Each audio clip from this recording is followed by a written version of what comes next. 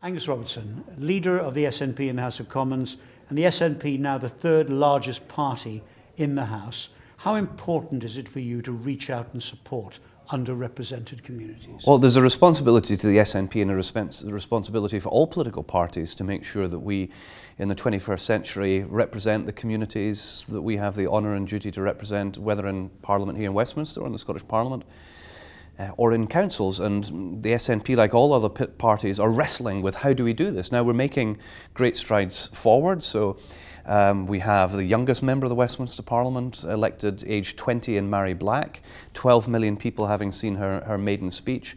We have the highest percentage of LGBTI members in any parliament, apparently in the world.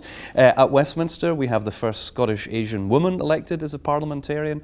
In Holyrood, the Scottish Government has a gender-balanced cabinet. These are all signs of success, and I'm sure other political parties can point to successes in their own parties too, but boy do we still have work to do to try and make sure that we are as representative of all parts of society, regardless of income, regardless of faith, regardless of sexual orientation.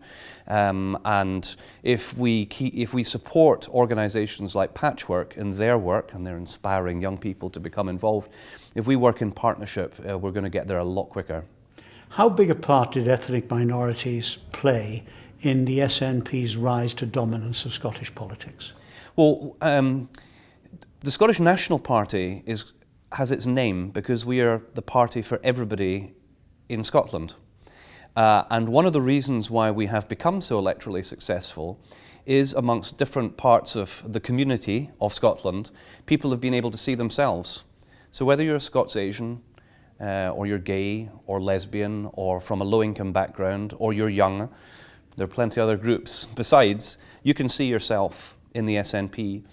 And we are delighted to work with organisations like Patchwork who help build bridges that allow people to cross and become involved. Now we've been pretty successful, especially in recent years. We have the only majority government in the UK. We are the third biggest political party now at Westminster. Our membership has more than quadrupled.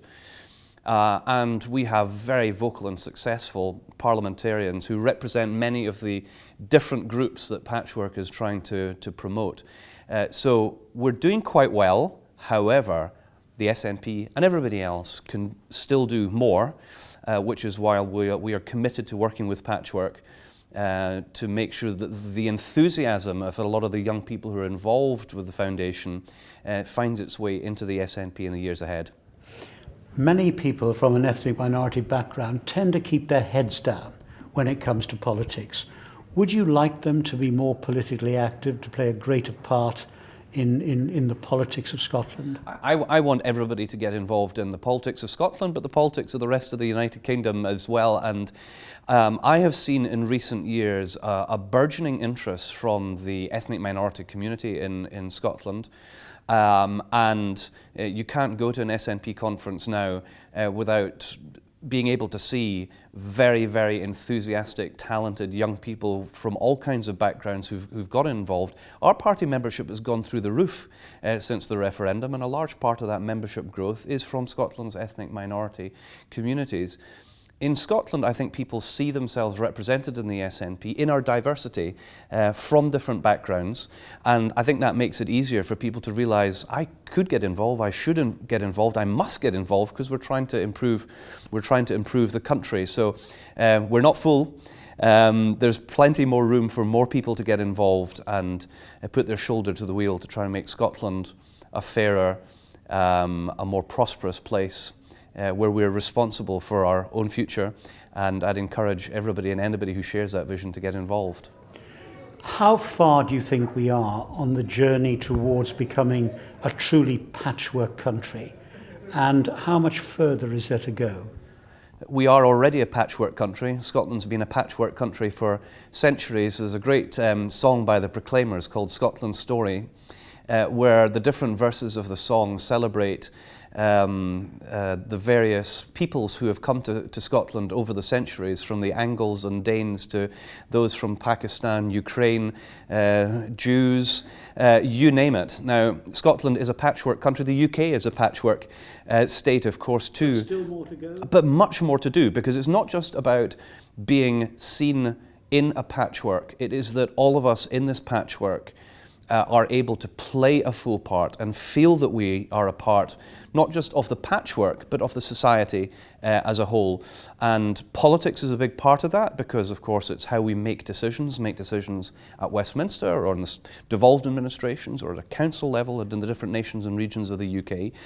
And we need good people with good ideas, and it's a huge loss if people from different backgrounds feel it's not for me, it's not, I can't get involved, I don't see myself represented in this patchwork state that we're all part of. So I would encourage everybody who cares about making their community a better place to get involved in patchwork, get involved in campaigns, get involved in democracy. There are good people in all political parties. I know we don't perhaps say that often enough in politics, but there are really good people in all mainstream political parties who want the best, and we also want the best, the brightest, the enthusiastic, the people with ideas, regardless of background, to get involved. I, of course, would love them all to join the SNP, but if they don't share our vision but prefer another party, that's fine too, because we're raising a boat, all of us together, in improving our democracy by having the brightest, the best, people of enthusiasm, of all kinds of skills getting involved. Is there any message from the Scottish constituencies about how you would handle future immigration? Anything that came out of your campaigning that gave you ideas for how the country as a whole could handle future immigration? Well, Scotland's problem is not immigration. Scotland's problem historically has been emigration.